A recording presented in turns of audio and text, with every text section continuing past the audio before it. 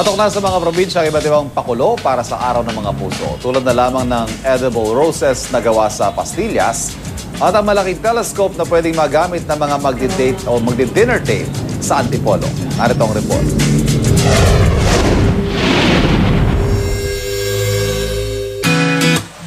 Sa Legazpi City, Albay, patok ang pastillas na hugis rosas na perfect gift sa Araw ng Mga Puso.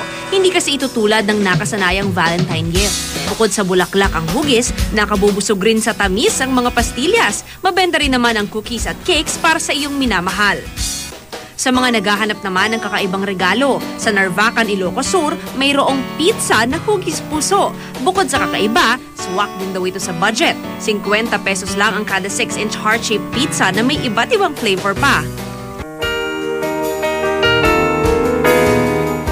Sa mga magde-date, pwede kayong pumunta sa isang establishment sa Antipolo City. May romantic setup sila na overlooking. Bukod pa riyan, dagdag na napaka-sweet ambience ang higanting reflecting telescope kung saan maaaring makapag-stargazing with your special someone. Para sa unang balita, Mav Gonzalez reporting.